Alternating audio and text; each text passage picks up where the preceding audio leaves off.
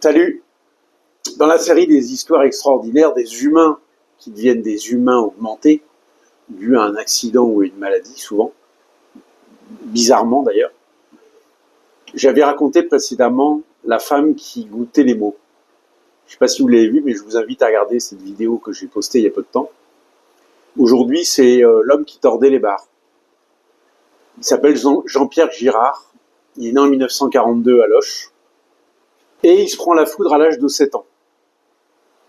Déjà, en soi, c'est un élément extraordinaire. Et à partir de ce moment-là, il développe une capacité en psychokinèse. C'est-à-dire qu'il est capable de modifier la matière, déplacer la matière à distance. Donc il s'amuse dans le garage de son père à tordre du métal, voilà. Ça amuse les gamins, ça fait peur aux vieux.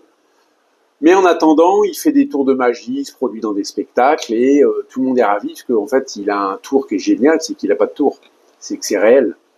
En 1977, il est mis au défi par une équipe de scientifiques dans l'entreprise Pékinet.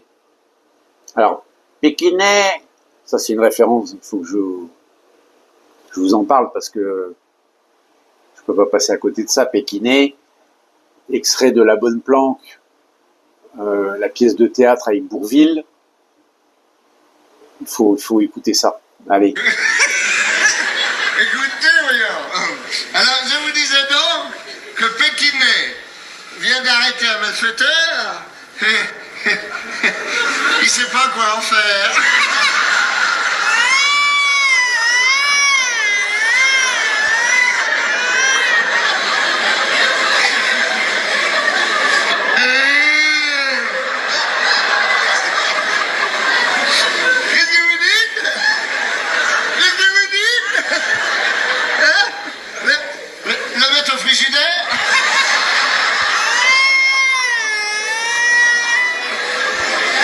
Je reviens à mes moutons après cet extrait d'anthologie.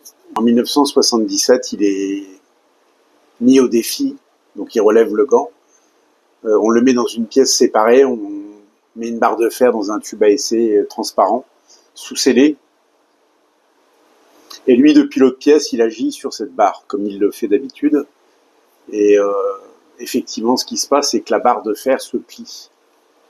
Et là, tout le monde est sur le cul parce que il avait dit qu'il le ferait, mais de là à le faire réellement et sous contrôle et sans possibilité de trucage, donc forcément tout le monde est sur le cul.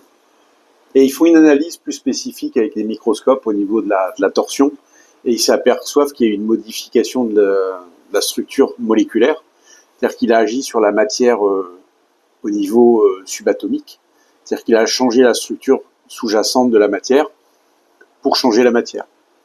Et ils n'ont pas l'explication. Et aujourd'hui, ils ne l'ont toujours pas.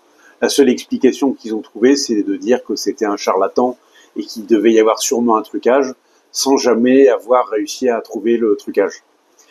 Donc c'était l'histoire de ce Jean-Pierre et sa barre de fer. Et là, il y a un autre petit extrait qu'il faut que je vous montre sur la barre de fer. Ça dure pas longtemps. Allez, c'est parti. Ça s'appelle la barre de fer. La barre de fer? Oui. Mais la barre de fer quoi? La barre de fer tout, la barre de fer des exercices, Oui. la barre de fer des tâches. Voilà, bon, ça mange pas de pain, c'était mignonné. Sur ce, à plus.